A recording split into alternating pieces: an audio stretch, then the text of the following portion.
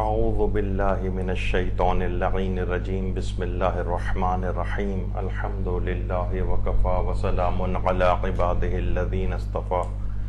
اللہم صل علی محمد وآل محمد۔ سورہ مبارک ہجر، اس کا تعارف اور اس کے حیرت انگیز فضائل و برکات پہ آج ہماری گفتگو ہوگی۔ دیکھیے، یہ سورہ قرآن میں 14ویں پارے میں ہے اور یہ مکی سوروں میں سے ایک ہے۔ قول مشہور یہی ہے کہ یہ مکی سورہ ہے، اور شان نزول کے اعتبار سے، نزولی ترتیب کے اعتبار سے اس کا 53واں نمبر ہے، اور جو موجودہ قرآن میں جو ترتیب ہے، جو پیغمبر اکرم صلی اللہ علیہ وآلہ وسلم خود فرما کر گئے تھے، اس ترتیب کے اعتبار سے اس کا نمبر 15واں ہے۔ اس کی کل آیات 99 ہیں، 99، اور اس کے کل کلمات 658 ہیں، اور اس میں 2881 حروف ہیں۔ اور پھر یاد دلا دیا جائے کہ ہر حرف پہ ایک نیکی ملتی ہے، تو کم سے کم اس مختصر سورہ کی تلاوت سے 2881 نیکیوں کے ذریعے اپنے نامہ اعمال کو بھاری کیا جا سکتا ہے۔ اسی طرح سے جو حروف مقطعات سے جو سورہ شروع ہوتے ہیں، ان کی ترتیب کے اعتبار سے اس کا 9واں نمبر ہے۔ تو یہ اس کا ایک مختصر سا ایک تعارف ہوا، اور اس کا جو نام ہے، جو اس کی وجہ تسمیہ ہے، سورہ ہجر، اس کا یہ نام اس کی اصل میں جو اسی سورہ میں موجود آیت نمبر 80 ہے، اس سے لیا گیا ہے۔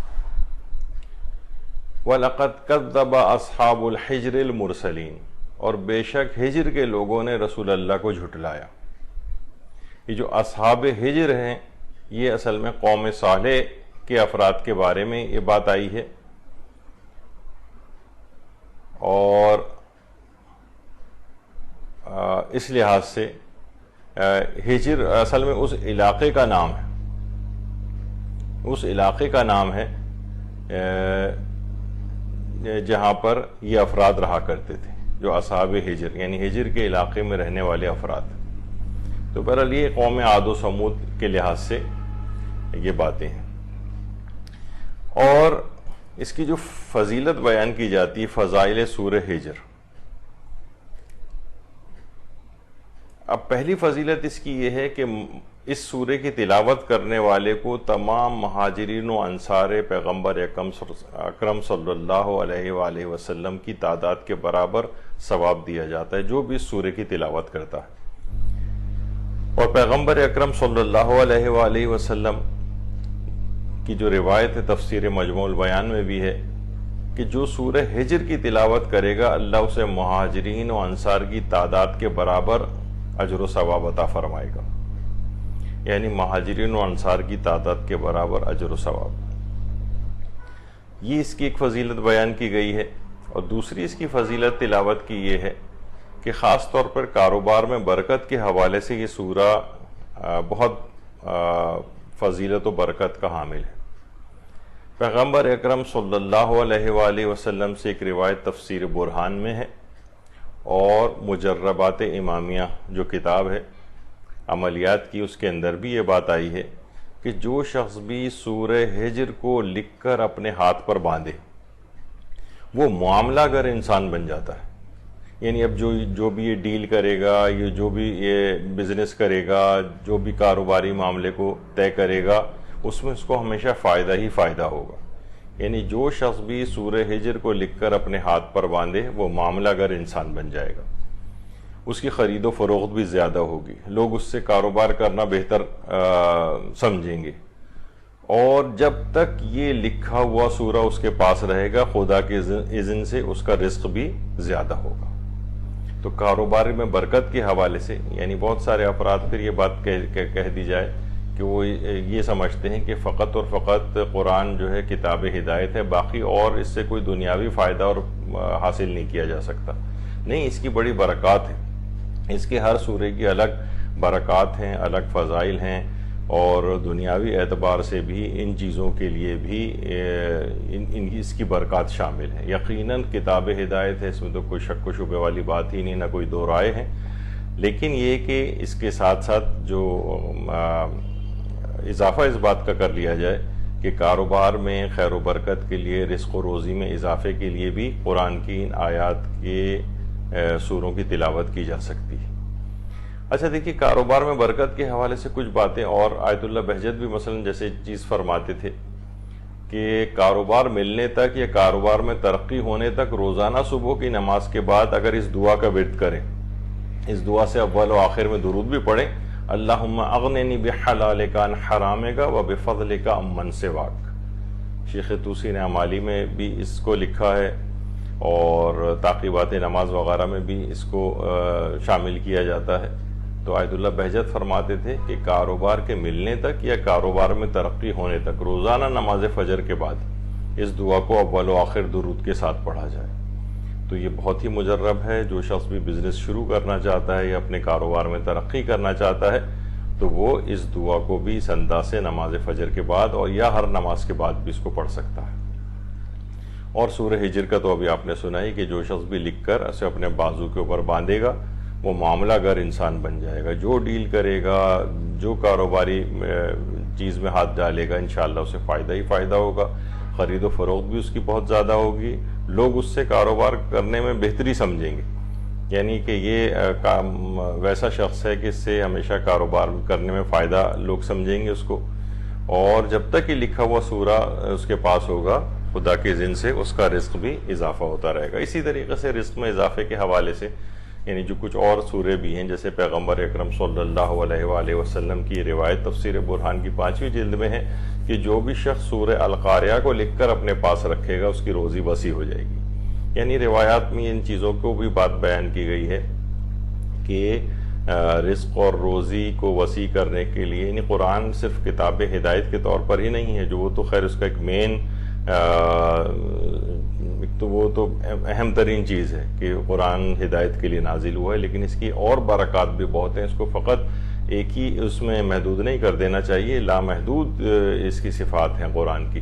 اور لامحدود فضیلتیں ہیں جو دنیا اور آخرت ہر چیز کے اوپر جو چھائی ہوئی۔ تو سورہ القاریہ کو لکھ کر اپنے پاس رکھنے، سورہ ہجر کو اپنے بازو پہ باندھنا ہے، سورہ القاریہ کو لکھ کر اپنے پاس رکھنا ہے۔ اسی طرح سے وسعت رزق کے حوالے سے بے تحاشا اگر کوئی شخص چاہتا ہے کہ اس کی روزی کشادہ ہو جائے تو آیت اللہ سید عبد الکریم رضوی کشمیری یہ فرماتے تھے کہ روزانہ 110 بار سورہ والعادیات کی تلاوت رزق و روزی کو بہت زیادہ کشادہ کر دیتی ہے۔ روح و ریحان جو کہ آیت اللہ سید عبد الکریم کشمیری کے حالات کے اوپر لکھی گئی ہے، ان کی سوانح اور سیرت پہ، اس کے اندر یہ بات ان کے حوالے سے نقل کی جاتی ہے۔ روزانہ 110 دفعہ سورہ والعادیات، اور اس میں کیلکولیشن کی گئی ہے سورہ کو 110 دفعہ پڑھنے میں تقریباً 35 منٹ لگتے ہیں۔ اس کو ایک ہی نشست میں بھی مکمل کرنا ضروری نہیں ہے، اگرچہ بہتر ضرور ہوتا ہے کہ ایک ہی نشست میں اس کو جو ہے پڑھ لیا جائے، لیکن اگر بالفرض نہیں بھی ہے، اٹھتے بیٹھتے چلتے پھرتے، خواتین ہیں کچن میں کام کرتے ہوئے، مرد حضرات ہیں ڈرائیو کرتے ہوئے، یا مثلاً اپنے آفس وغیرہ کے کاموں کے ساتھ ساتھ اس عدد کو مکمل کر سکتے ہیں، اور دن کے مختلف اوقات میں تقسیم کر کے بھی سورہ کو پڑھ سکتے ہیں۔ تو بہرحال کوئی اتنا مسئلہ نہیں ہے۔ سورہ والعادیات بہت چھوٹا سورہ ہے، اس پہ ڈسپلے بھی ہو رہا ہے کہ اتنی مختصر آیات کے اوپر مشتمل ہے۔ اس کو کیلکولیشن کی گئی ہے، مشکل سے 30 سے آدھا گھنٹہ ٹوٹل 110 بار پڑھنے میں اس کو لگتا ہے۔ تو یہ بھی رزق اور روزی کے حوالے سے یعنی بے تحاشا کشادہ کرنے والی چیزوں میں سے ایک ہے۔ یہ اس کے ساتھ اس وجہ سے ذکر کر دی گئی سورہ ہجر میں کیونکہ رزق اور روزی کے حوالے سے بات ہو رہی تھی، تو کچھ اور سورہ بھی ایسے ہیں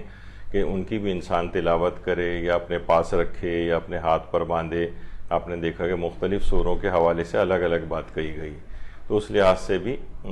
ان سوروں کی کافی اچھی یعنی فضائل و برکات کے حوالے سے اس میں روایات آئیں۔ ہر دل عزیز بننے کے لیے سورہ ہجر کو پڑھنے والا ہر دل عزیز ہو جاتا ہے، یہ بھی ایک روایت ہے حضرت پیغمبر اکرم صلی اللہ علیہ وآلہ وسلم۔ اللہم صلی علی محمد وآل محمد۔ تفسیر برہان میں بھی ہے، اور مصباح کفمی میں بھی ہے کہ جو شخص بھی اس سورے کو لکھ کر اپنے سیف میں یا جیب میں رکھے گا تو جب بھی وہ باہر جائے گا وہ لوگوں کی گفتگو کا مرکز ہوگا،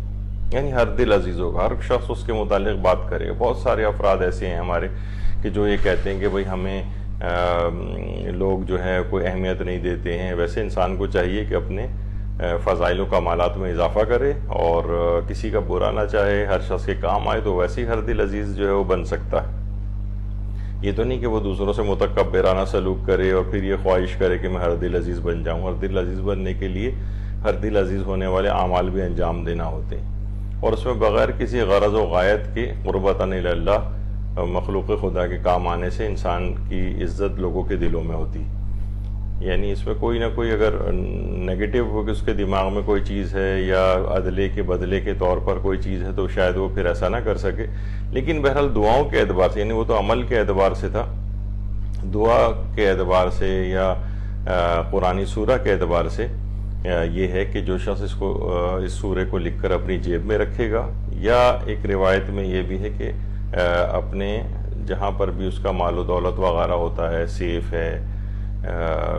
کوئی لاکر ہے یا اس طرح کی کوئی بھی چیز، تو اس کو یا تو وہاں رکھے،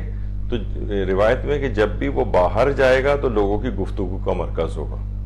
یعنی لوگ اس کے متعلق بات کریں گے، لوگ اس کے متعلق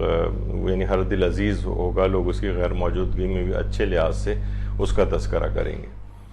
اور دنیاوی فضیلتوں اور برکات کے اعتبار سے سورہ کی ایک اور یہ بھی ہے کہ بہت سی مائیں ایسی ہیں کہ جو کہ کم شیری کا شکار ہوتی ہیں،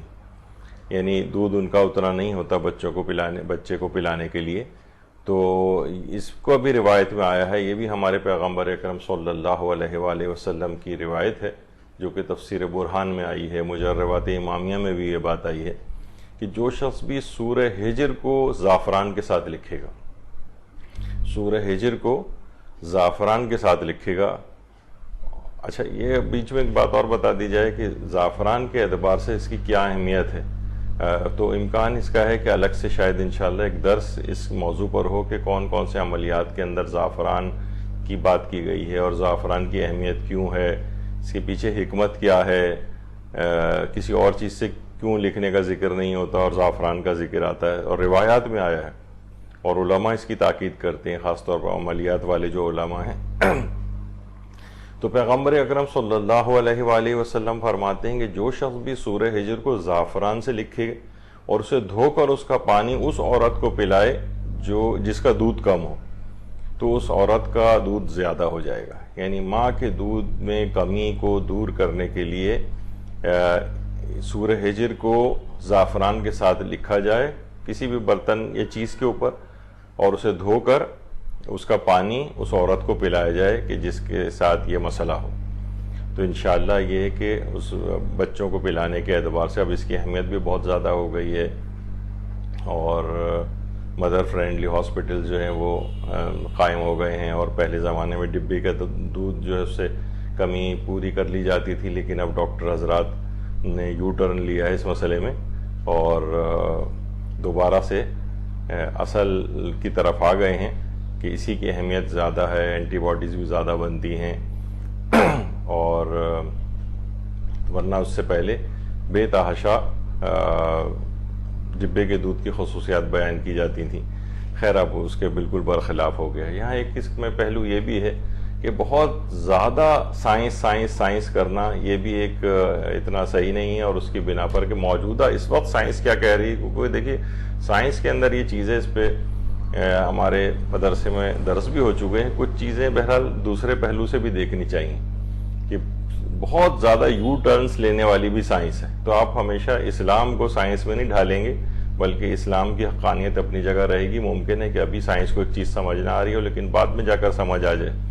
تو اتنے زیادہ سائنس کے دھارے میں بہہ کے اسلام کو اس کے مطابق مولڈ کرتے جانا یہ اتنی اچھی بات نہیں۔ تو آپ یہ نہیں کہہ سکتے کہ بھائی دیکھیے ڈاکٹر حضرات نے کہہ دیا تو ڈاکٹر حضرات نے ابھی کچھ دن بعد ہی ڈاکٹر حضرات کا پورا موقف تبدیل ہو جائے گا کہ پہلے یہ تھی۔ ان کی بھی اپنی حد تک بات صحیح ہوتی ہے، لیکن اس کو اسلام کے اوپر نہیں تھوپنا چاہیے کہ اسلام وہی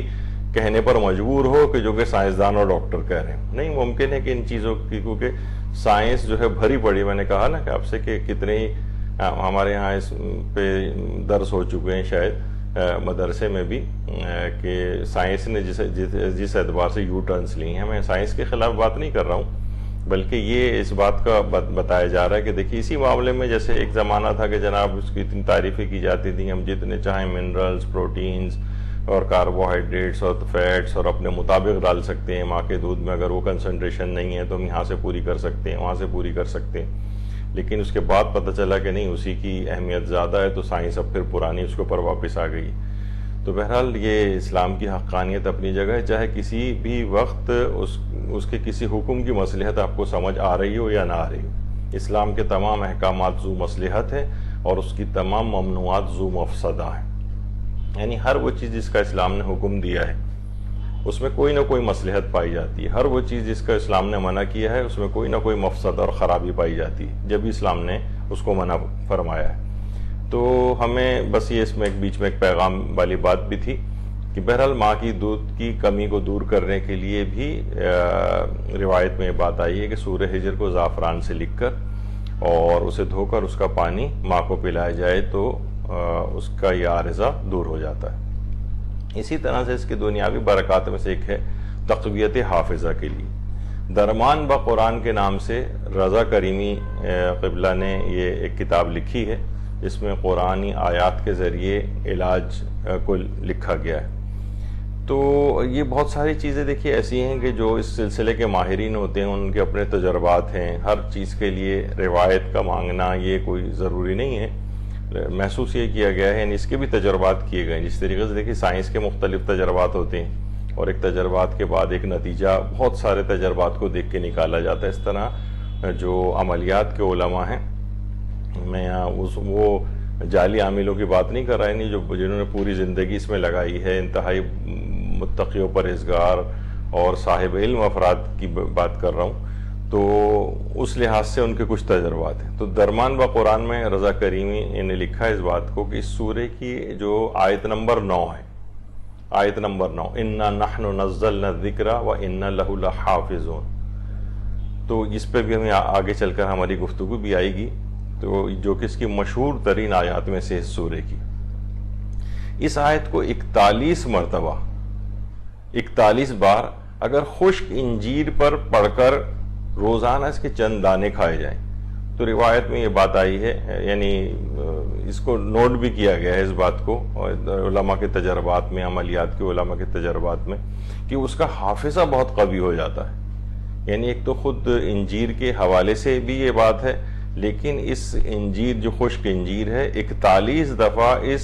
سورہ ہجر کی آیت نمبر 9 کو پڑھا جائے اور اس کے روزانہ چند دانے کھائے جائیں تو اس کا حافظہ بہت قوی ہو جاتا ہے. 41 مرتبہ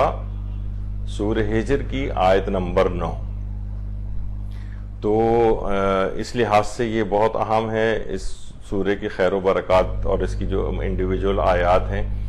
اس کے حوالے سے بھی یہ بات ہے. اور حافظے میں قوی کرنے کے اعتبار سے آیت اللہ شبیریہ زنجانی فرماتے ہیں، جو کلیات ختوم و اذکار جواد شعبانیہ مفرد کی جو کتاب ہے اس میں ان سے بات منسوخ کی گئی ہے کہ آیت اللہ شبیری زنجانی فرماتے تھے کہ قوت حافظہ بڑھانے کے لیے امام حسین سے توسل بہت مجرب ہے.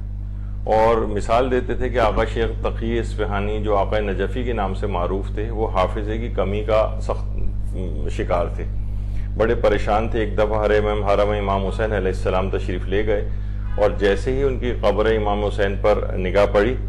تو انہوں نے تڑپ کر امام حسین سے توسل کیا اور کہا کہ مولا اگر حافظہ نہ ہوگا تو میں دین کی تبلیغ کیسے کروں گا.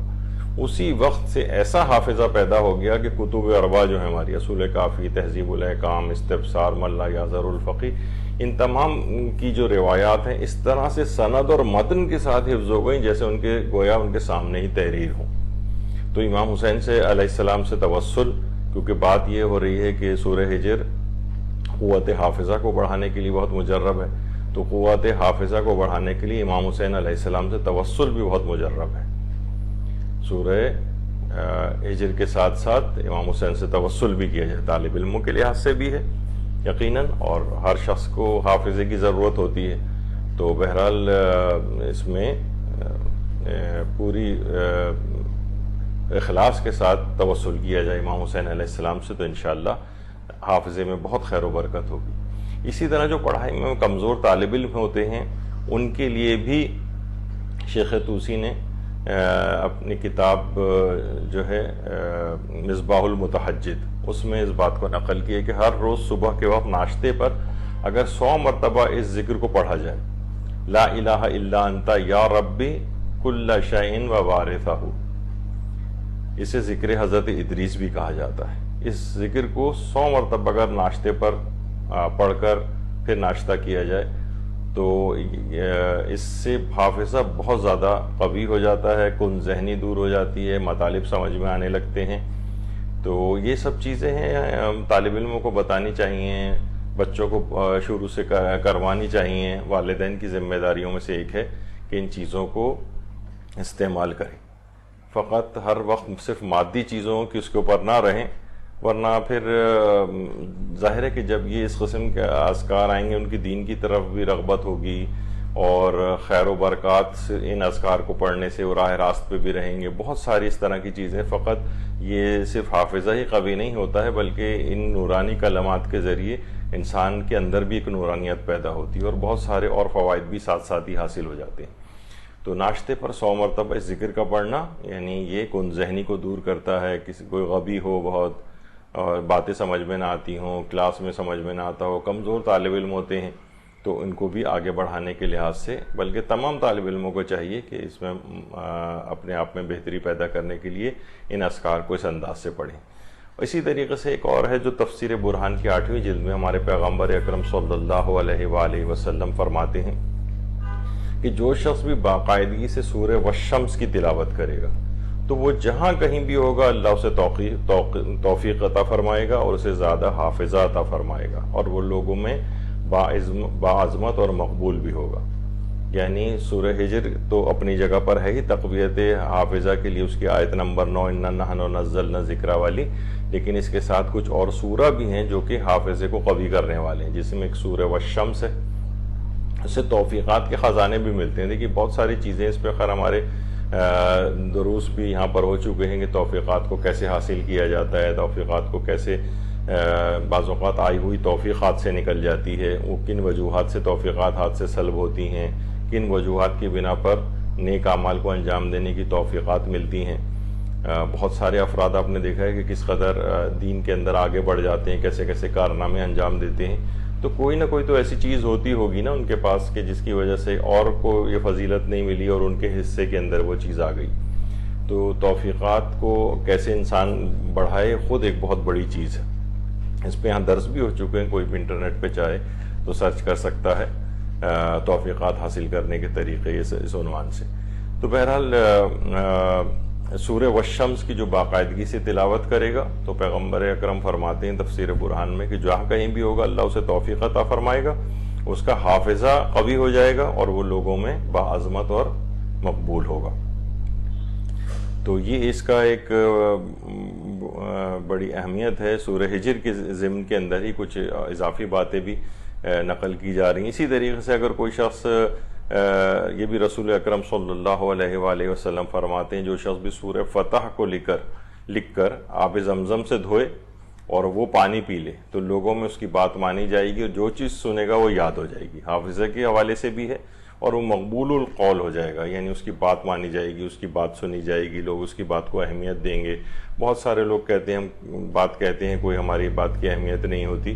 تو اس طرح کی چیزوں سے بھی اس سے استفادہ کیا جا سکتا ہے. اسی طریقے سے پیغمبر اکرم صلی اللہ علیہ وآلہ وسلم سے مروی جو روایت ہے اس میں یہ کہ جو شخص بھی سورہ واقعہ کی باقاعدگی سے تلاوت کرے گا اس کا بھی فقر دور ہوگا، دعائیں قبول ہوں گی، حافظہ قوی ہوگا. تو قوی حافظے کے اعتبار سے سورہ ہجر کے ساتھ سورہ فتح کو بھی پڑھا جائے، اور بلکہ آب زمزم سے دھو کر اس کا پانی پھر سورہ واقعہ کی روزانہ تلاوت کرے تو اس سے بھی اس کا حافظہ قوی ہوگا. اور اسی طریقے سے سورہ والشمس، وہ جو ابھی ہم نے اس سے پہلے ذکر کی. اور اسی طریقے سے آیت اللہ عبد الکریم کشمیری یہ بات بھی فرماتے تھے کہ آیت الکرسی کو ہم فیہا خالدون تک روزانہ 21 مرتبہ پڑھنا قوت حافظہ کے لیے انتہائی نفع بخش ہے، یا علی العظیم تک بھی پڑھی جا سکتی ہے، روزانہ 21 دفعہ پڑھنا۔ اور یہ والی جو ابھی ہم نے سورہ ہجر کی آیت بھی بتائی کہ 41 مرتبہ خشک انجیر پہ پڑھ کر اگر اسے کھایا جائے، آیت نمبر 9 کو سورہ ہجر کی، تو حافظہ حیرت انگیز طور پہ بہت قوی ہو جاتا ہے۔ تو یہ تمام چیزیں اس کے ساتھ ہیں، یہ بڑے برکات ہیں ان سوروں کی۔ اچھا، اسی لحاظ سے سورہ ہجر کے فضیلتوں میں یہ چیز بھی آتی ہے کہ حاجات کی برابری کے لیے اس کی بڑی اہمیت ہے، اور حاجات کی برابری کے لیے یہی والی جو آیت ہے، اب اس پہ ہمارے آگے چل کر تھوڑی سی گفتگو آئے گی، اِنَّا نَحْنُ نَزَّلْنَا الذِّكْرَ وَإِنَّا لَهُ لَحَافِظُونَ۔ تو اس کو اگر کوئی شخص 1000 مرتبہ خالص نیت اور توجہ کے ساتھ پڑھے کسی بھی حاجت کے لیے، یعنی کوئی مخصوص حاجت ہو دماغ میں رکھیں، یا حاجات کا کوئی مجموعہ ہو اس کو دماغ میں رکھیں، اور 1000 دفعہ اس آیت کو پڑھیں، اِنَّا نَحْنُ نَزَّلْنَا الذِّكْرَ والی، تو یہ بہت ہی مجرب ہے کہ وہ حاجت یا حاجات لازمی قبول ہو جاتی ہیں۔ تو اس لحاظ سے حاجات کی قبولیت کے اعتبار سے بھی اس کی بڑی اہمیت ہے۔ اسی طرح سے بلاؤں اور مشکلات سے حفاظت کے لیے ثواب الاعمال میں شیخ صدوق نے بھی اس روایت کو لکھا ہے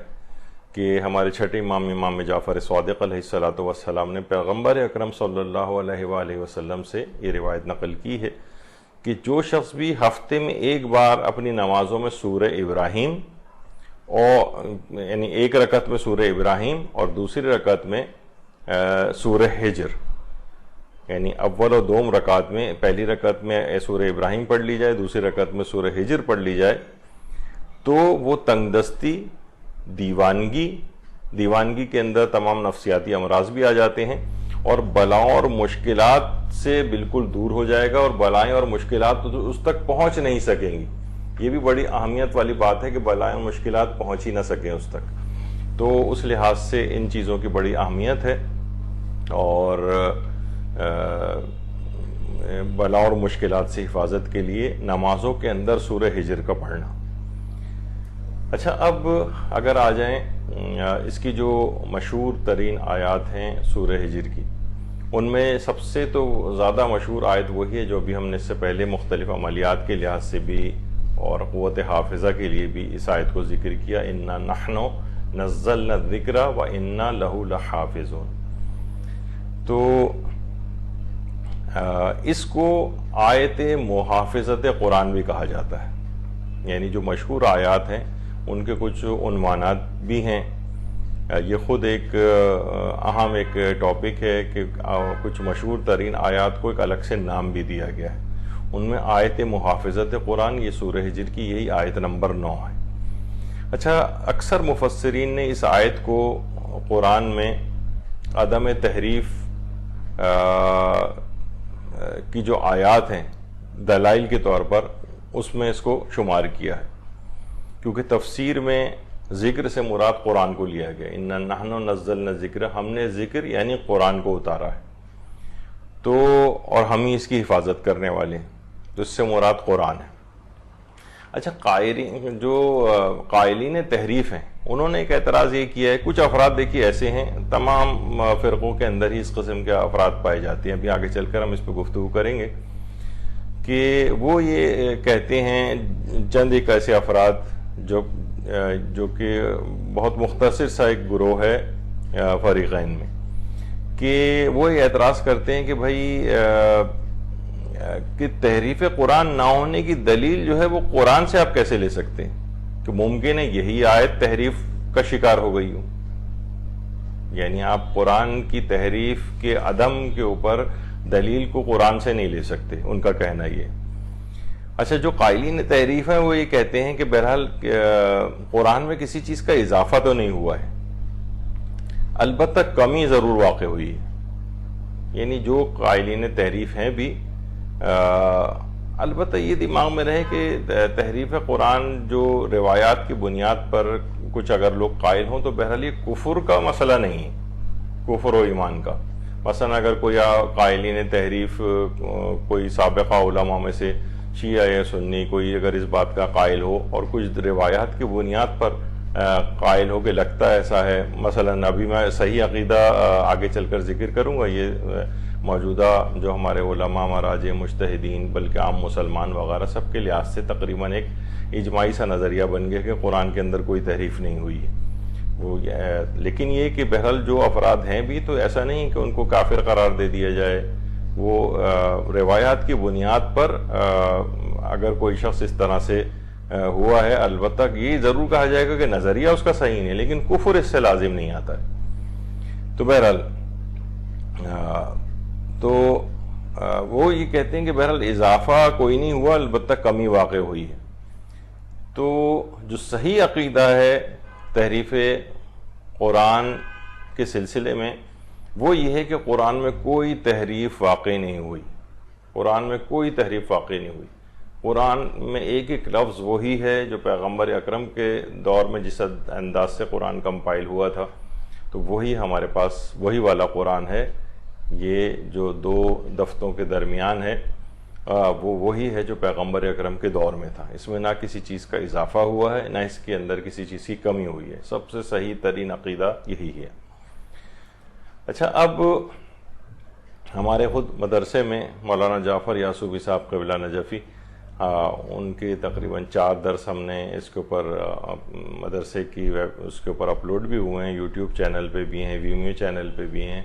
اور عدم تحریف قرآن کے سلسلے میں شیعوں کا جو محکم عقیدہ ہے اور اس کے دلائل ہیں، اس پہ 4 لیکچرز جو ہیں وہ اپلوڈ کیے گئے ہیں۔ تو بہرحال ان کو بھی سنا جا سکتا ہے، یہ تمام دلائل سے بھرپور ہیں۔ کوئی شخص کسی کو اگر کوئی اشتباہ اس سلسلے میں ہوتا ہے، کچھ روایات ایسی ہیں اس کے سامنے کہ جس میں یہ اشتباہ ہوتا ہے اگر کسی کو، تو پھر وہ ان دروس کو سننا اس کے لیے مفید ہو سکتا ہے۔ اور آیت اللہ سید حسن طاہریہ خرام آبادی، انہوں نے پوری کتاب عدم تحریف قرآن پہ لکھی ہے۔ آیت اللہ شیخ جعفر سبحانی نے اس موضوع کے اوپر بہت کچھ لکھا ہے۔ ہمارے ہر عالم نے جہاں پر بھی مستقل اس عنوان پر کتابیں بھی لکھی ہیں یا آرٹیکلز لکھے ہیں۔ البیان فی تفسیر القرآن میں آیت اللہ خوئی نے بھی اس بات کو بہت واضح طور پر لکھا ہے کہ قرآن میں کسی قسم کی کوئی تحریف واقع نہیں ہوئی ہے۔ اور آیت اللہ سیستانی سے بھی ایک استفتاء جو ہے وہ کیا گیا تھا کہ سوال پوچھا گیا تھا کہ انٹرنیٹ پہ اکثر تحریف قرآن کے موضوع پر مختلف مواد موجود ہوتا ہے، شیعہ مذہب کی طرف اس کی نسبت دی جاتی ہے، اور جو معترضین ہیں وہ مذہب تشیع کی کتابوں سے دلیلیں پیش کرتے ہیں، تو مجھے سمجھ میں نہیں آتا کہ اس میں کون سی باتیں صحیح ہیں۔ تو انہوں نے جواب یہ دیا اپنے استفتاء میں کہ یہ ایک باطل دعویٰ ہے جس کے رد میں شیعہ علماء کی طرف سے کئی بار جوابات دیے جا چکے ہیں، اور لوگ مسلسل ایک ہی باطل بات کو بار بار تکرار کرتے ہیں۔ جب جواب دیے جا چکے ہیں تو اسی بات کو اب کیوں دہرا رہے ہیں؟ جب اس کا انکار کر دیا گیا، دوسرا شخص جو ہے وہ اس کو اپنا عقیدہ مانتا ہی نہیں ہے، تو کتاب میں کسی چیز کا فقط لکھا ہونا یا روایت کا ہونا، کیونکہ روایات تو ہر طرح کی روایت ہیں، ہر فرقے کی کتابوں کے اندر ہے، تو آگے فرماتے ہیں کہ ہمارا عقیدہ یہی ہے کہ قرآن وہی ہے جو اللہ کی جانب سے رسول اللہ صلی اللہ علیہ وآلہ وسلم پر نازل کیا گیا ہے، اور یہ وہی قرآن ہے جو آج کل مسلمانوں کے درمیان پایا جاتا ہے بغیر کسی کمی اور بغیر کسی زیادتی کے، نہ کوئی اس میں کمی ہوئی ہے نہ کچھ اضافہ ہوا ہے، یہ وہی قرآن ہے، اس پر ہمارا عقیدہ ہے۔ تو اب کوئی بار بار جواب دینے کے باوجود اسی چیز کی تکرار کرتا رہے تو اس کا مقصد فقط یہ ہوتا ہے کہ وہ اس بات کو سننا ہی نہیں چاہتا اور بس اپنی ہی چیز کو تھوپنا چاہتا ہے، تعصبات کا شکار ہے۔ تو ایسے افراد کی باتوں پر کوئی توجہ دینے کی ضرورت نہیں ہے۔ آیت اللہ سیستانی نے ایک اور استفتاء میں اپنے جو ہے وہ غیر شیعہ حضرات کے حوالے سے بہت سی کتابوں کا اور ان کے علماء کا اور بعض اصحاب رسول کا بھی اس میں تذکرہ کیا ہے کہ جو کہ تحریف قرآن کے قائل تھے، لیکن کیونکہ ظاہر ہے کہ اس بات کو فریقین تسلیم نہیں کرتے ہیں، ہر فرقہ یہ کہتا ہے کہ نہیں اس سے پاک ہے، تو زبردستی ہمیں ایک دوسرے کے اوپر اس کو تھوپنے کی کیا ضرورت ہے۔ یہی وجہ ہے کہ ڈاکٹر اسرار احمد نے بھی یہ بات کہی تھی اپنی اس کتاب کے اندر، شیعہ و سنی مفاہمت کی ضرورت اور اہمیت کے عنوان سے جو ان کے بیانات ہیں، اس میں جس کو مرکزی انجمن خدام القرآن لاہور نے شائع کی ہے، تو اس میں انہوں نے یہ کہا کہ اہل تشیع کا یا اہل تشیع کا مستند موقف بہرحال یہی ہے کہ ہم اسی قرآن کو تسلیم کرتے ہیں اور فرماتے ہیں کہ مجھے یقین ہے کہ حضرت علی علیہ السلام کا مرتب کردہ قرآن بھی اگر کہیں دنیا میں پھر ظاہر ہو تو وہ بھی سوائے ترتیب نزولی کے بے عین ہی یہی قرآن ہوگا جو آج ہمارے پاس ہے، اور ہرگز اس میں کسی ایک آیت کی بھی کمی و بیشی نہیں ہوگی۔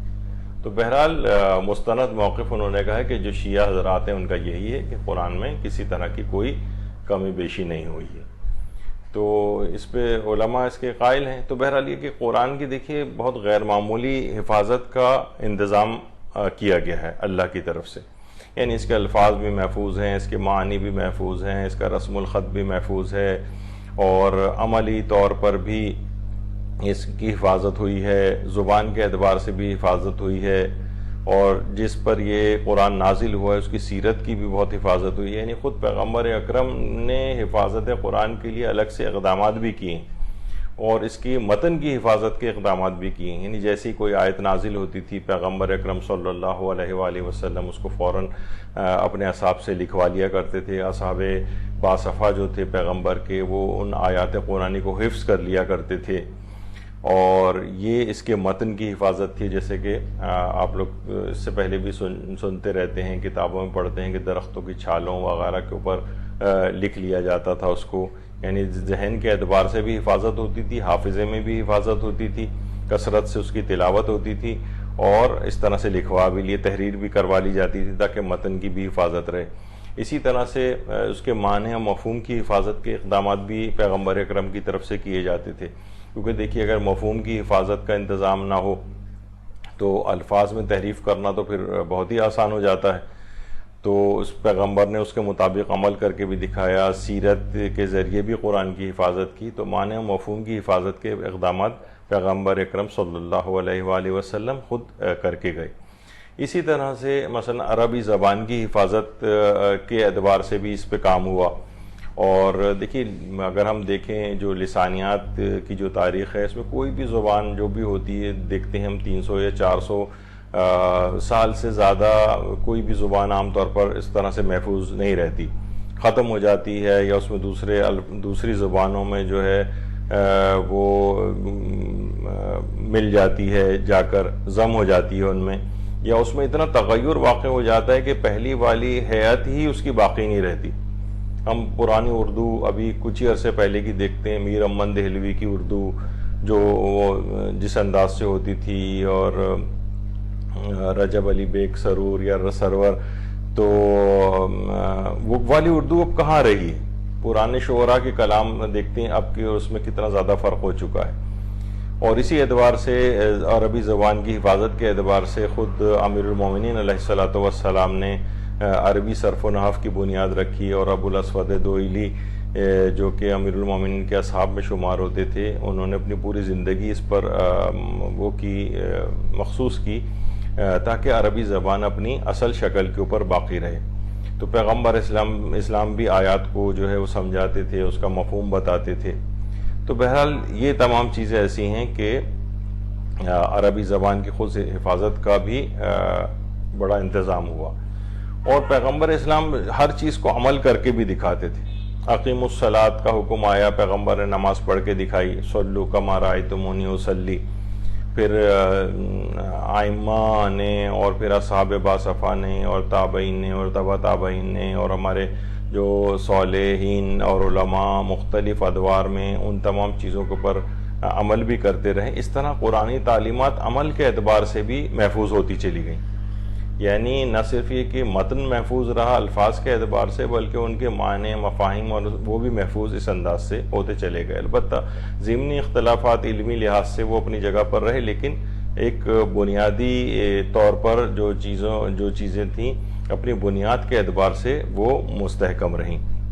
یعنی جو اس کے اقدامات اس لحاظ سے کیے گئے۔ اسی طرح سے شان نزول تک کی جو ہے وہ حفاظت کی گئی، وہ واقعات بھی محفوظ رہے کہ جو کہ خاص سیاق و سباق میں آیات قرآنی یا سورہ قرآنی کچھ خاص سیاق و سباق کے اندر نازل ہوتے رہے تھے۔ ائمہ معصومین علیہ السلام ہیں، انہوں نے بھی آیات کے شان نزول کی طرف اشارہ کیا کہ یہ آیت اس موقع پر آئی، یہ سورہ اس موقع پر نازل ہوا، اور اس کے سیاق و سباق بتائے، آیتوں کے جو ان کے باطنی جو مفاہیم اور تفاسیر ہیں ان سے آگاہ کیا. تو اس لحاظ سے شان نزول کی بھی حفاظت کی گئی، یعنی کس موقع پر یہ آیت نازل ہوئی، کس موقع پر یہ سورہ نازل ہوا، اس کا بیک گراؤنڈ کیا تھا، کون سے حالات اس وقت، یہ تک روایات کے اندر آئے. اس سے خود یہ حفاظت قرآن کا اس لحاظ سے انتظام ہوا. اسی طرح سے سیرت رسول اکرم کے ذریعے حفاظت ہوئی، یعنی رسول اللہ کی سیرت جو ہے قرآن کا عملی نمونہ ہے نا. خود سیرت کی سینکڑوں ہزاروں کتابیں لکھی گئیں. لقد کان لکم فی رسول اللہ اسوۃ حسنہ، تو رسول اللہ کی سیرت عملی نمونہ ہے. تو سیرت کے موضوع پر بہت زیادہ اس کے اوپر کام ہوا ہے، اور ظاہر ہے کہ رسول اللہ کی سیرت وہی ہے جو کہ قرآن ہے. تو جتنی رسول کی سیرت محفوظ ہوتی گئی اسی لحاظ سے قرآن کی حفاظت کا بھی انتظام ہوا، اس کے مفاہیم کا انتظام ہوا، کس موقع پر پیغمبر اسلام نے کس آیت کے ذیل میں کیسا عمل کر کے دکھایا، یہ سب کچھ ہوا. تو اس لحاظ سے یہ ہے کہ الفاظ کی حفاظت بھی ہو گئی، معنی کی حفاظت بھی ہو گئی قرآن کے، اور رسم الخط کی بھی حفاظت ہوئی. اور یہ بھی اس کے اندر شامل ہے، اس قطر حفاظ سنی اور شیعہ ہر اس کے اندر پیدا ہو گئے کہ یہاں تک کہ اس طرح کے افراد بھی ہیں کہ جو اعراب جو قرآن پہ لگائے جاتے ہیں اس تک کے حافظ جو ہیں وہ دنیا کے اندر آئے. اور بڑی عجیب و غریب آج کل بہت سارے کتنے ایسے ماشاءاللہ بچے ہیں کہ جو قرآن کو کسی بھی انداز سے سنا سکتے ہیں، حفظ کا ایسا زبردست انتظام ہوا ہے. تو بہرحال شیعی نقطہ نگاہ سے سب کے نزدیک قرآن ہر قسم کی تحریف سے مبرہ ہے. اور جہاں تک ہم اس لحاظ سے کہیں کہ جو ضعیف یا ناقابل اعتبار روایات وہ تو سنی شیعہ دونوں ماخذوں میں آئی ہیں. طرفین کی روایات تحریف قرآن کے اوپر موجود ہے. اگر کوئی دوسرا شیعہ حضرات کی کتابوں سے کچھ تحریف قرآن کی روایت دکھائے گا تو شیعہ بھی اس لحاظ سے دوسرے فریق کی کتابوں سے نکال کر دکھا دیتے ہیں، اور مانتے دونوں میں سے کوئی بھی نہیں ہے کہ تحریف قرآن ہوئی ہے. تو اس لحاظ سے ایک غیر ضروری ایک ابس بحث کو لے کر آنا وہ کہ بھئی جب دونوں آپ اس کے قائل ہی نہیں ہیں تو ایک زبردستی تھوپنے کی ایک دوسرے کے اوپر اس عقیدے کو کیا ضرورت ہے. مثلا مثال دی جاتی ہے جیسے ہمارے دیوبندی حضرات کے بہت بڑے عالم عارف جنہیں کہا جاتا ہے انور شاہ کشمیری صاحب، ان کی فیض الباری جو صحیح بخاری کی شرح کے طور پر ہے، تو اس کے اندر انہوں نے اس بات کو لکھا ہے کہ واضح ہو کہ تحریف کے بارے میں تین آراء ہیں. ایک جماعت کی رائے یہ ہے کہ آسمانی کتابوں میں ہر طرح کی تحریف ہوئی ہے، لفظی بھی اور معنوی بھی. اس رائے کی طرف ابن حزم جو ایک عالم تھے، برادران اہل سنت کے بڑے علماء میں ان کا شمار ہوتا ہے، وہ اس طرف مائل ہوئے ہیں. ایک اور گروہ کا قول یہ ہے کہ تحریف کم مقدار میں یعنی کمی ہوئی ہے، یعنی کہتے ہیں کہ شاید ابن تیمیہ ان کی رائے کا میلان اسی طرف ہے. اور ایک جماعت نے تحریف لفظی کا سرے سے انکار کیا ہے، پس جو تحریف ہوئی ہے وہ ان کے نزدیک معنوی تحریف ہوئی ہے. تو انور شاہ کشمیری فرماتے ہیں کہ میرا قول یہ ہے کہ اس رائے کا لازمہ یہ ہے کہ قرآن بھی تحریف شدہ ہو، کیونکہ اس میں تحریفہ معنوی بھی کچھ کم نہیں ہے، اور میری تحقیق یہ ہے کہ قرآن میں لفظی تحریف بھی ہوئی ہے. اب اللہ ہی بہتر جانتا ہے کہ ان جامعین قرآن یعنی صحابہ سے عمدن ایسا ہوا ہے یا کسی مغالطے کی وجہ سے ایسا ہوا ہے. تو بہرحال اگر کوئی پیش کرنا چاہے تو بہرحال اس طرح سے روایات دوسرے فریق کے پاس بھی موجود ہے. الاتقان فی علوم القرآن علامہ جلال الدین سیوطی کی جو کتاب ہے، اردو میں بھی اس کا ترجمہ ہو چکا ہے، اس کی دوسری جلد میں بھی ہے کہ ابن عمر حضرت عبداللہ ابن عمر جو حضرت عمر خلیفہ ثانی کے بیٹے تھے، وہ فرماتے تھے بے شک تم لوگوں میں سے کوئی شخص یہ بات کہے گا کہ میں نے تمام قرآن اخذ کر لیا ہے، حالانکہ اسے یہ بات معلوم نہیں کہ تمام قرآن کتنا تھا، کیونکہ قرآن میں سے بہت سا حصہ جاتا رہا ہے. ایسے شخص کو یہ کہنا چاہیے کہ بالتحقیق میں نے قرآن میں سے اتنا حصہ اخذ کیا ہے کہ جو کہ موجود ہے. اب بہت ساری روایات اس کتاب کے اندر بھی موجود ہیں. اسی طریقے سے تفسیر ابن کثیر میں قرآن کی آیات کے اعتبار سے کہ کتنی آیات ہیں کہ اس میں 214 آیتوں کا تذکرہ ہے، کہیں 200 یعنی جو قرآن کی جو 6000 آیات ہیں اس میں زائد پر بھی اختلاف ہے. کچھ کہتے ہیں کہ 204 آیتیں 6000 سے زائد ہیں، اور کچھ کہتے ہیں کہ 214 آیتیں، 219، 225، 226، اس طرح سے کر کے بہت ساری چیزوں کا انہوں نے تذکرہ کیا ہے۔ تو چیزیں تو موجود ہیں اس اعتبار سے۔ قرآن میں رجم کی آیت پہلے موجود تھی، اب موجود نہیں ہے، کچھ لوگ اس کے بھی قائل ہیں۔ بہرحال یہ مقصد اس میں کہنے کا یہ ہے کہ اس طرح کی چیزیں تو مسلسل دونوں فریق اپنے لیے ایک دوسرے کے خلاف پیش کرتے ہیں، اور جب کوئی قائل ہی نہیں ہے تو ان مباحث کو اٹھانے کی ضرورت کیا ہے؟ ان کے ہاں بھی، ہمارے برادران اہل سنت کے ہاں بھی چند ایک شاذ افراد کے نظریات کو چھوڑ دیجئے، اسی طریقے سے فریقین میں اس طرح سے اگر موجود ہوں تو بہرحال یہ اس سے پہلے جیسے کہ ذکر ہوا ہے، کفر و ایمان کا بھی مسئلہ نہیں ہے، ایک علمی ٹائپ کی ایک بحث ہے، اور نہ یہ اس لحاظ سے ہے کہ کسی کو بے ایمان ثابت کیا جائے یا تعصبات کی بھیٹ اس مسئلے کے ذریعے چڑھایا جائے اور اس کے بعد ایک فتنہ و فساد معاشرے کے اندر برپا کیا جائے۔ تو بہرحال یہ کہنے کا مقصد یہ تھا کچھ چیزیں دکھانے کا کہ بہت سی چیزیں ہمارے برادران اہل سنت بھی نہیں مانتے ہیں، اگرچہ ان کی کتابوں میں آئیں گی، اسی طرح کچھ کتابوں میں اس طرح کی باتیں شیعہ حضرات کے بھی آئیں گی، لیکن وہ بھی اس کو نہیں مانتے، اور آگے چل کر شاید اس بات کا تذکرہ نہیں، شاید اب اس کا تذکرہ نہیں آئے گا کہ بہرحال آیت اللہ خوئی نے بھی فرمایا اور دیگر علماء نے بھی کہ جتنی بھی روایات اس سلسلے میں آئی ہیں کہ جو کہ تحریف قرآن جن سے پتہ چلتی ہے کہ یعنی اس طرح کے الفاظ آئے ہیں کہ جس سے معلوم یہ چلے کہ تحریف قرآن ہوئی ہے، تو وہ تمام کی تمام ضعیف ہیں، یعنی ان کے اندر شدت کے ساتھ ضعف پایا جاتا ہے۔ تو ایک ضعیف قول کی بنیاد پر یا ضعیف حدیث کی بنیاد پر یا چند ضعیف حدیثوں کی بنیاد پر اس کو، جبکہ قرآن میں خدا نے خود کہہ دیا حفاظت کا بن حفاظت، اور پھر کس طرح کی حفاظت ہوگی کہ اگر اس کا معنی مفہوم بھی نہ حفاظت اس کی ہو سکے، نہ اس کے الفاظ کی حفاظت ہو سکے، تو یہ تو ایک لحاظ سے اس آیت کا بھی انکار ہو جائے گا، اگرچہ اس پہ بھی بہت مباحث موجود ہیں، لیکن بہرحال جو اس کی سب سے مشہور آیت تھی اِنَّا نَحْنُ نَزَّلْنَا الذِّکْرَ وَإِنَّا لَهُ لَحَافِظُونَ، ہم نے اس کو قرآن کو نازل کیا اور اس کی حفاظت بھی ہم ہی کرنے والے ہیں، تو اس لحاظ سے اس کی اتنی تفصیل میں گئی، اور اس کی حفاظت کے جو اسباب تھے وہ ہم نے آپ کے سامنے پیش کیے، کس طرح سے اس کے الفاظ کو، عربی متن کو اور زبان عرب کو اور اس کے مفاہیم کو، اور پیغمبر نے سیرت کے ذریعے عمل کر کے دکھایا، اور اس کے بعد سیرت کو بھی محفوظ کیا گیا، کس طرح سے حفاظت قرآن کا اس لحاظ سے اہتمام ہوا ہے۔ تو ایک تو یہ اس لحاظ سے بات ہوئی کہ تحریف قرآن کی جو روایات ہیں اس کو فریقین نے تسلیم بھی نہیں کیا، تو اس کی بحث میں جانے کی ضرورت نہیں۔ اس کی جو دوسری مشہور ترین آیت ہے جس کو آیت عبادت کہا جاتا ہے، آیت عبادت، یہ سورہ ہجر کی آیت نمبر 99 ہے۔ وَعْبُدْ رَبَّكَ حَتَّى يَأْتِيَكَ الْيَقِينُ، اپنے رب کی اتنی عبادت کرو کہ تم منزل یقین پر پہنچ جاؤ۔ اب یہاں یقین سے کیا مراد ہے؟ کہ اللہ کی اتنی عبادت کرو کہ تمہیں موت آ جائے۔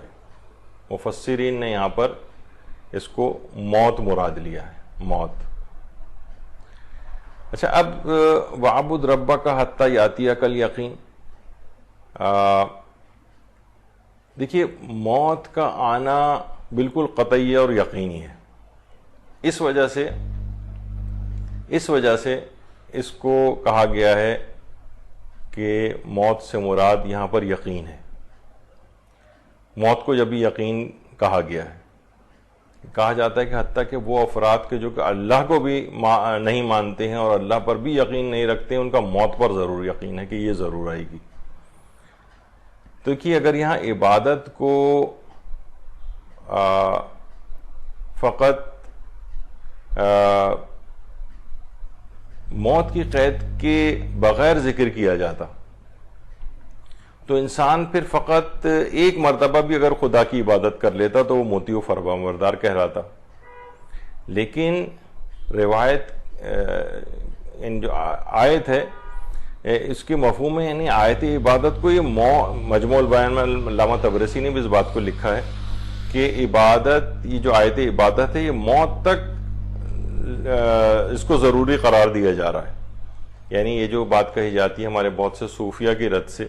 وہ اسے عبادت کے ترک کرنے کے نظریے کے طور پر پیش کرتے ہیں. وَعْبُدْ رَبَّكَ حَتَّى يَأْتِيَكَ الْيَقِينُ، اپنے رب کی اس قدر عبادت کرو کہ تم یقین کی حد تک پہنچ جاؤ. تو وہ یہ فرماتے ہیں کہ بس جب انسان یقین کی حد تک پہنچ جائے تو پھر اس کو عبادت کی ضرورت نہیں رہتی. آج بھی بہت سارے انٹرنیٹ کے اوپر بہت افراد ایسے ہیں جیسے کہ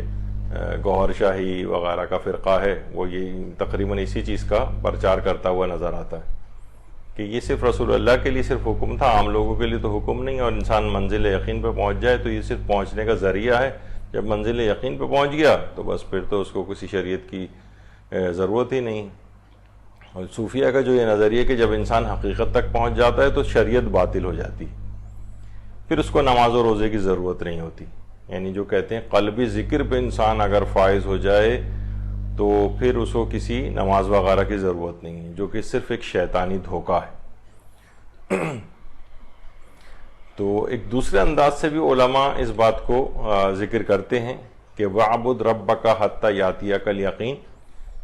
وہ فرماتے ہیں کہ اس کی ایک تفسیر یہ بھی ہے کہ اللہ کی مکمل اطاعت کرو مرتے دم تک. یعنی کتنی ہی تکلیف ہو، خواہ موت آ جائے، نفس کی حرام خواہش کو پورا نہ کرو. یہ کسی اس انداز سے بھی اس کا کیا جاتا ہے.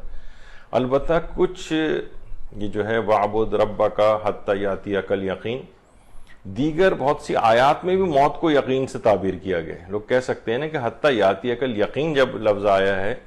تو آپ نے اس کا ترجمہ موت سے کیوں کیا ہے؟ خیر وہ تو روایات میں بھی بات آئی ہے الگ سے بھی جو اس کی تفسیر میں آئی ہے، لیکن دیگر آیات میں بھی موت کو یقین سے تعبیر کیا گیا ہے.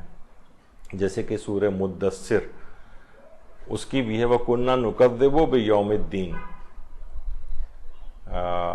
حَتَّى آتَانَا الْيَقِينُ. حَتَّى آتَانَا الْيَقِينُ یعنی ہم ہمیشہ روز جزا کو جھٹلاتے تھے یہاں تک کہ ہمیں یقین یعنی موت نے آ لیا. حَتَّى آتَانَا الْيَقِينُ، تو یہاں بھی موت کو کہا گیا ہے یقین، تو اس لحاظ سے یہ بات آئی. تو اب دیکھیں یہاں پر جو منحرفین ہیں یا صوفیہ حضرات ہیں وہ یہ کہتے ہیں کہ جب آیت میں اللہ نے کہہ دیا کہ اپنے رب کی اتنی عبادت کرو کہ تمہیں یقین حاصل ہو جائے، پس یقین حاصل ہونے کے بعد عبادت کی ضرورت نہیں. تو اب ظاہر ان افراد کو سمجھانا چاہیے کہ پیغمبر علیہ السلام تو شروع ہی سے منزل یقین پر فائز تھے، لیکن اس قدر عبادت کرنے کے باوجود، اس قدر منزل یقین پر فائز ہونے کے باوجود وہ کس قدر عبادت انجام دیتے تھے کہ پاؤں کے اوپر ان کے ورم آ جاتا تھا. قُمِ اللَّيْلَ إِلَّا قَلِيلًا، یہاں تک کہ پیغمبر کو پروردگار عالم کو یہ کہنا پڑا کہ آپ اپنی عبادت میں ذرا کمی کریں. تو ان سے زیادہ منزل یقین پہ فائز کون ہوگا؟ تو وہ اتنی عبادت کر رہے ہیں. اور اس آیت کے مخاطب بھی رسول اکرم ہی ہیں. کیا کوئی مسلمان کبھی بھی گمان کر سکتا ہے کہ آپ ایمان کے لحاظ سے مقام یقین پر فائز نہیں تھے؟ کوئی سوچ سکتا ہے کبھی؟ تو رسول اکرم نے بھی اپنے آخری وقت تک نہ عبادت ترکی، نہ حضرت امیر المومنین نے کو بھی دیکھا جائے محراب عبادت ہی میں شریک ہوئے ہیں. اس طرح دیگر ائمہ کی پوری زندگی کس طرح سے عبادت، ان سے زیادہ یقین کس کا تھا؟ لیکن اس کے باوجود جو ہے وہ کس قدر عبادت انہوں نے کی ہے. وَعْبُدْ رَبَّكَ حَتَّى يَأْتِيَكَ الْيَقِينُ، آیت نمبر 99 سورہ ہجر، کہ اپنے رب کی اتنی عبادت کر یہاں تک کہ تجھے موت آ جائے. تو یہ اس کی مشہور ترین آیات میں سے، جس کی تھوڑا سا ہم نے تذکرہ اس لحاظ سے کیا.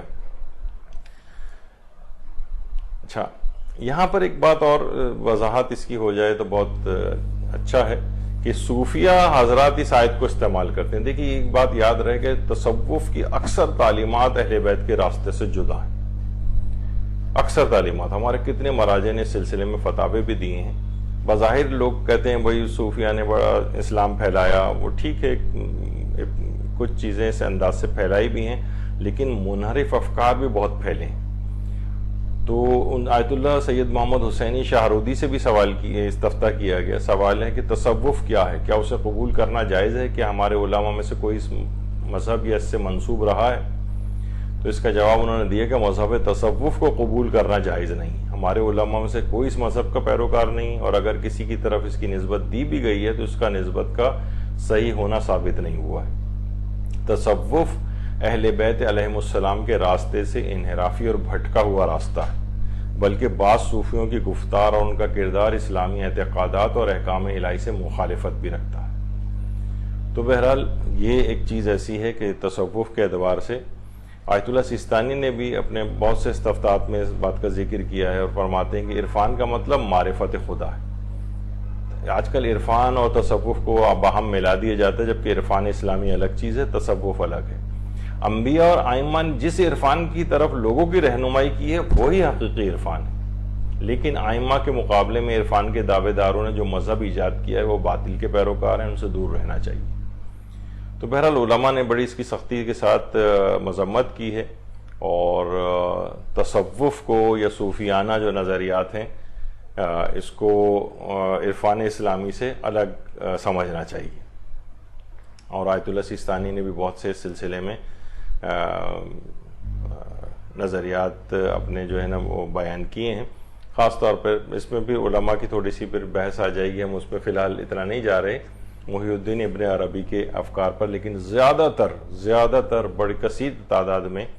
علماء ہیں کہ جنہوں نے اس کی سختی کے ساتھ اس کی مخالفت کی ہے اور اس کو راہ اسلام سے بھٹکا ہوا قرار دیا ہے۔ البتہ کچھ علماء ایسے بھی ہیں کہ جنہوں نے اس کی تعویلات کی ہیں، اس کی ابن عربی کی مختلف، اور اس کی شرح بھی کی ہیں اس کے کلام کی۔ تو بہرحال آیت اللہ سیستانی بھی فرماتے ہیں کہ ہم اس کی تائید نہیں کرتے ہیں، یہ تمام اس قسم کی جو کتابیں جس میں ابن عربی کے اقوال پیش کیے جاتے ہیں، اس کی تعلیمات وغیرہ، تو اور صرف بہترین چیزیں وہی ہیں ساری عقائد کے اعتبار سے یا عرفان کے اعتبار سے جو ہمارے اکابر علماء امامیہ نے قرآن اور روایت اہل بیت کے مطابق پیش کی۔ اس کے لیے الگ سے ہمیں کسی اور تازہ ایجاد کی یعنی کوئی ضرورت نہیں ہے کہ ہم کسی اور ایسی چیزوں کی طرف جائیں کہ جو کہ قرآن اور اہل بیت کی تعلیمات میں نہیں پائی جاتی۔ اسی طرح سے دیکھیے بعض اوقات ہم صوفیہ کو وہ سمجھتے ہیں کہ بڑے صاحب کرامت ہوتے ہیں اور سب کچھ، وہ تو ظاہر ہے جب بھی انسان ضبط نفس کرتا ہے تو کچھ نہ کچھ اس کے ہاتھ میں چیزیں آ جاتی ہیں، کچھ نہ کچھ اس کے ہاتھ میں کرامات آ جاتی ہیں، تو لیکن اس سے بھی اس کو آزمایا جاتا ہے۔ آیت اللہ بہجت فرماتے تھے کہ عرفانی مراتب اور کرامات کے عاشق مت بنو، بعض اوقات اس طرح کے کام جہنم میں جانے کا باعث بن جاتے ہیں، کیونکہ مکروہات اور محرمات کا آپس میں رشتہ ہے۔ جسے بھی یہ طریقے اور مراتب مل جائیں اسے نہیں سمجھنا چاہیے کہ اس کے لیے خدا کی طرف سے کرامت ہے، نہیں، بلکہ شاید یہ ان امتحانوں سے ہو جن امتحانوں سے نکلنا بہت مشکل ہو، مگر یہ کہ اس پہ خدا کا خاص لطف ہو جائے۔ جب بھی آپ دیکھتے ہیں کہ جو افراد اس طرح کے ہوتے ہیں وہ بلکہ اپنی کوئی سی چیز کو اس طرح سے ظاہر بھی نہیں کرتے، اور جو ظاہر کر رہا ہے اور وہ کرتب دکھا رہا ہے تو اس کا معنی یہ ہے کہ اگر کوئی چیز اس کے ہاتھ لگ بھی گئی ہے بالفرض تو یہ دنیا حاصل کرنے کے لیے اس طرح کی لوگوں کو اپنی طرف متوجہ کر رہا ہے۔ تو بہت ممکن ہے جیسے آیت اللہ بہجت فرماتے ہیں امتحانوں میں سے ایک امتحان بن جائے۔ تو بہرحال اس طرح کے لوگ عام طور پر کہتے ہیں کہ جناب وہ بڑے عارف کامل ہیں، یعنی عارف کامل کے معنی صرف ان کی یہ ہوتے ہیں کہ کوئی نہ کوئی کرتب دکھا سکتے ہیں۔ ہاں البتہ وہ جو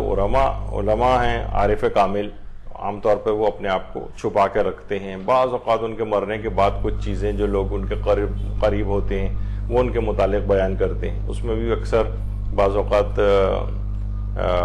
مرید نہیں اڑتے،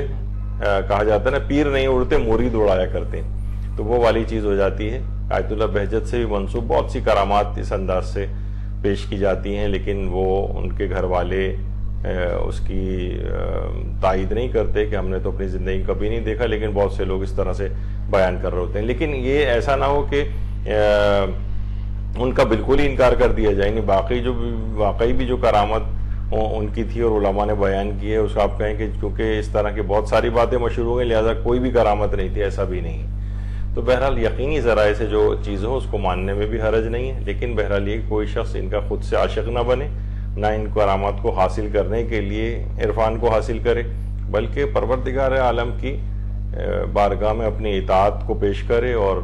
وہاں سے جو بھی اس کو فیض ملے اپنی حد تک رکھے اور دنیا کمانے کا اس سے ذریعہ نہ بنائے، جیسے کہ عام طور پر بہت سے صوفی حضرات نے ایسا کیا۔ خیر، تو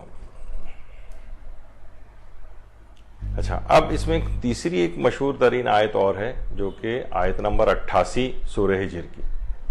کہ لا تمدن عینیک الی ما متعنا بہ ازواجا منہم ولا تحزن علیہم واخفض جناحک للمؤمنین۔ آپ اپنی آنکھ اٹھا کر بھی ان چیزوں کی طرف نہ دیکھیں جن سے ہم نے مختلف قسم کے لوگوں یعنی کافروں کو بہرہ مند کیا ہے، نہ ہی ان کے بارے میں غمگین ہوں، اور اہل ایمان کے لیے اپنے بازوؤں کو پھیلا دیں، یعنی ان کے ساتھ شفقت کے ساتھ پیش آئیں، تواضع کے ساتھ پیش آئیں۔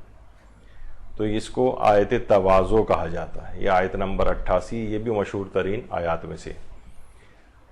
خود تواضع کیا ہے، اس کی روایات میں مختلف طریقے بیان کیے گئے، یعنی کہ تواضع کس کو کہتے ہیں۔ تواضع میں امام حسن عسکری علیہ السلام فرماتے ہیں کہ تواضع میں سے ایک یہ بھی ہے کہ جس کے پاس سے گزرو اسے سلام کرو، محفل میں پیچھے بیٹھو، یعنی ہر وقت انسان صدر محفل آگے لوگوں کے سروں سے چھلانگیں لگاتے ہوئے بالکل آگے جا کر جو ہے وہ بیٹھنے کی فکر میں ہوتے ہیں، اسٹیج پر بیٹھنے کی فکر میں ہوتے ہیں۔ یہ تواضع کے خلاف ہے۔ سلام کرو خود سے بڑھ کر، خود سلام کے منتظر نہ رہو کہ دوسرے تمہیں سلام کر رہے ہیں، اس کا مطلب ہے تواضع نہیں ہے اگر ایسا خیالات ہے۔ اور محفل میں پیچھے بیٹھو، جہاں جگہ مل جائے وہاں بیٹھ جاؤ۔ اسی طریقے سے امام یہ بھی فرماتے ہیں جس پر سے تمہارا گزر ہو اسے سلام کرو، محفل میں ایسی جگہ بیٹھ جاؤ جو تمہارے مقام و شرف کے مطابق نہ ہو، یہ بھی تواضع میں سے ہے۔ یعنی دیکھا جائے کہ آپ اپنے بہرحال مقام آپ کا ایسا ہے کہ آپ کو ذرا آگے جگہ دی جانی چاہیے۔ بہت سے لوگوں میں ایسی خصوصیات ہوتی ہیں، ظاہر ہے کوئی عالم ہے، کچھ ہے، وہ تو اپنی اعتبار سے جا کر بیٹھے گا، بہرحال لوگوں کی ذمہ داری الگ ہے، اسے عزت اور شرف دے کے اسے آگے بلائیں، لیکن یہ کہ خود سے اس کی اپنی یہ نہ ہو کہ مجھے اہمیت دی جانی چاہیے، مجھے بڑے آگے لانا چاہیے لوگوں کو، میں لوگوں سے برتر ہوں، تو تواضع کے خلاف ہے۔ خود سے سلام کرو، ایسی جگہ بیٹھو جو تمہارے شرف کے فضیلت کے مطابق نہ بھی ہو، جہاں جگہ مل جائے وہاں پر بیٹھ جاؤ۔ اور ہمارے چھٹی امام جعفر صادق علیہ السلام اصول کافی میں فرماتے ہیں کہ تواضع میں یہ بھی چیز شامل ہے کہ انسان اپنے مرتبے سے کمتر مقام پر بیٹھے، جس سے ملے اس کو سلام کرے، جھگڑا کرنا چھوڑ دے چاہے وہ حق پر ہی گناہ ہو، یہ بھی تواضع میں سے۔ تقوی و پرہیزگاری پر لوگوں سے اپنی تعریف نہ کروائے، یا کسی اور اچھے کام کا انجام دیا ہے اب وہ اس کو سوچ رہا ہے کہ اب لوگ میری تعریف کریں، یہ تواضع کے خلاف چیز ہے۔ تو عاجزی اور تواضع اس لحاظ سے اختیار کریں۔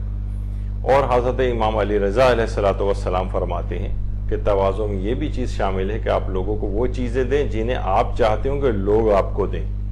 یعنی لوگوں کو ایسی چیزیں مہیا کرو جو اپنے لیے پسند کرتے ہو، وہی اپنے مسلمان بھائی کے لیے بھی پسند کرو، یہ بھی تواضع ہے۔ اور پیغمبر اکرم کی سیرت کا ہم دیکھیں کہ کس طرح سے وہ طریقہ تواضع ان کے ہر عمل میں شامل تھا، پیغمبر اکرم کی سیرت کے، کہ جب بھی کوئی شخص پیغمبر اکرم سے ملاقات کے لیے مصافحہ کرتا تھا تو اپنے ہاتھوں کو اس وقت تک نہیں کھینچتے تھے جب تک دوسرا شخص اپنے ہاتھ کو نہ کھینچ لے، اپنا چہرہ انور اس وقت تک نہیں اس سے پھیرتے تھے جب تک ملاقات کرنے والا شخص خود اپنا چہرہ نہ پھیر لے۔ اور جب آپ مسلسل کسی مجلس میں بیٹھتے تھے تو اپنے گھٹنے بھی دوسروں سے آگے نہیں کرتے تھے، یعنی کسی امتیازی شان کے ساتھ نہیں بیٹھتے تھے، بندگان الہی کے ساتھ پست اور معمول کی جگہ پر کھانا تناول فرماتے تھے۔ سواری پہ بھی بہت کم اکیلے بیٹھتے تھے، ہمیشہ کسی غلام کو اپنے ساتھ بٹھا لیتے تھے، کسی اور شخص کو اپنے ساتھ بٹھاتے تھے، اپنی ازواج کے ساتھ گھریلو کاموں میں ہاتھ بٹاتے تھے، یہ سب تواضع ان کے ساری میں شامل۔ اپنے کپڑوں اور جوتوں کو خود ٹانک لیتے تھے، فقراء و مساکین کے ساتھ اٹھتے بیٹھتے تھے، انہی کے ساتھ کھانا کھاتے تھے، اپنے خادموں کے ساتھ چکی پیستے تھے، آٹے کو خمیر کرتے تھے، اپنا سامان خود اٹھاتے تھے، زمین پر ہی اپنی نشست و برخاست زیادہ رکھتے تھے، فرماتے تھے میں خدا کا بندہ ہوں لہٰذا غلاموں کی طرح کھاتا ہوں اور غلاموں ہی کی طرح بیٹھتا ہوں۔ پیغمبر اکرم کو یہ بات بھی سخت ناگوار ہوتی تھی کہ لوگ آپ کی تعظیم کے لیے کھڑے ہو جائیں۔ جب بھی آپ کہیں تشریف لے جاتے تھے سب سے آخر میں بیٹھتے تھے، اپنے اونٹ کو خود گھاس ڈالتے تھے، اپنے اونٹ کو خود باندھتے تھے، اپنے گھر کی صفائی کرتے تھے، جھاڑو وغیرہ بھی دیتے تھے، بکریوں کا دودھ دوہتے تھے، اور اسی طرح ہر چھوٹے بڑے امیر غریب کو سلام میں خود ابتدا فرماتے تھے۔ گھر کا اور باہر جانے کا لباس ایک ہی تھا پیغمبر کا، کوئی جاہو حشم والا لباس نہیں ہوتا تھا۔ جو شخص حضرت کو دعوت دیتا تھا آپ ان کی دعوت قبول فرماتے تھے، جس چیز کی دعوت دی جاتی تھی اس کو حقیر خیال نہ کرتے تھے کہ وہ تھوڑا سا چاہے خرما ہی کیوں نہ ہو، جیسے کہ عام طور پہ ہمارے ہاں ہوتا ہے کہ ہمارے شان دعوت نہیں ہوئی اور اتنا معمولی سا کھانا مثلا رکھ دیا گیا، ایسا نہیں ہوتا تھا۔ پیغمبر تبسم فرماتے تھے، قہقہ نہیں لگاتے تھے، غمناک رہتے تھے، مگر اس میں درستگی اور ایسے ڈپریشن نظر نہیں آتا تھا۔ دین میں مضبوط رہتے تھے خود، لیکن سختی کسی پہ نہ فرماتے تھے، ان کو سہولت والی چیز بتاتے تھے، ہمیشہ سر کو جھکائے رہتے تھے، جب بھی اصحاب کے ساتھ چلتے تھے اصحاب کو آگے رکھتے تھے، خود ان کے بیچ میں راستہ بناتے تھے۔ روایات میں ملتا ہے کہ ایک مرد کو ایک دفعہ آبلے نکل آئے تھے، اس میں پیپ پڑ گئی تھی، اس کی ہڈی تک نکل آئی تھی۔ رسول کی خدمت میں وہ شخص آیا اور جس وقت آپ کھانا کھا رہے تھے، تو وہ بیمار جس کے پاس کوئی بھی شخص آ کے بیٹھے اور فوراً اٹھ گیا، لیکن پیغمبر اکرم نے دیکھا تو اس کو اپنے پہلو میں جگہ دی اور اس کے ساتھ کھانا بھی نوش فرمایا۔ اور جس وقت فتح مکہ ہوئی تو سرور کائنات صلی اللہ علیہ وآلہ وسلم، ہماری جانیں ان پر قربان ہو، جب مکے میں داخل ہوئے تو سر مبارک بالکل جھکا ہوا تھا، سراپا عجز و انکسار تھے، حالانکہ ایک فاتح کے لحاظ سے مکے میں داخل ہوئے، ایک ایک ادا سے تواضع اور عفو کا اظہار ہو رہا تھا، حالانکہ اس وقت کے سب سے بڑے دشمن کے مقابلے میں سب سے بڑی فتح تھی۔ تو پیغمبر کی اپنی پوری زندگی اسی تواضع اور عاجزی کے ساتھ ہے۔ ہم کس بات کو ڈسکس کر رہے ہیں کہ آیت نمبر 88 جو آیت تواضع کہلاتی ہے سورہ ہجر کی، کہ پیغمبر ان افراد کے لیے اپنے بازوؤں کو پھیلا دیں، تواضع کے اعتبار سے جو ہے جس کو آیت تواضع کہا جاتا ہے۔ تو پیغمبر کی اپنی عاجزی، انکساری، تواضع اور تمام افراد کو اس طرح سے اپنے دامن رحمت کے اندر لینا، یہ پیغمبر کی بہت ایک خصوصیت ہے کہ جتنا اس کا مطالعہ کیا جائے اور اپنے زندگی میں رائج کرنے کی اس کو کوشش کی جائے، اس قدر ہمیں چاہیے کہ اس کو کوشش کریں اور اس کو آگے کی طرف لے کر جائیں۔ تو بہرحال یہ اس انداز سے سورہ ہجر کہ اگرچہ ابھی آیات بہت اور باقی ہیں، لیکن بہرحال کیونکہ ایک مخصوص وقت کے اندر اس بات کو ختم کرنا ہوتا ہے، تو سورہ ہجر کا ایک مختصر سا تعارف ہوا، اس کے فضائل و برکات جو ہیں وہ اس سلسلے میں ذکر ہوئے، اور اس کے کچھ پیغامات جو ان مشہور آیات کے ضمن کے اندر جو چیزیں ہیں، یا اس میں بہت ساری اور مباحث ہیں جیسے قرآن کی حفاظت کس انداز سے ہوئی، تو مشہور ترین چیزوں کا ہم نے اس لحاظ سے ذکر کیا، لیکن بہرحال لوگوں کے لیے میدان کھلا ہوا ہے اور تفاسیر موجود ہیں، اس میں مزید جو آیات اس کے اندر پائی جاتی ہیں 99 آیات ہیں، تو ہم نے 3-4 ہی مشہور آیات پیش کی، لیکن اور آیات کی تفسیر کو بھی تفسیر نمونہ یا دیگر تفاسیر سے پڑھنے کی مومنین کرام کو کوشش کرنا چاہیے۔ روزانہ کم سے کم 1 صفحہ 1.5 صفحہ تو تفسیر قرآن کا روزانہ اپنی اس میں شامل کرنا چاہیے، قرآن کے اندر کیا چیزیں آئی ہیں، کیا مفاہیم ہیں، اور ان پر عمل پیرا ہونے کی کوشش کرنا چاہیے۔ تو گفتگو یہاں پر اختتام پذیر ہوتی ہے، انشاءاللہ اگلی مرتبہ جو اس کے بعد اگلا سورہ ہے اس پہ ہماری گفتگو ہوگی۔ وصلی اللہ علی محمد وآلہ الطیبین الطاہرین۔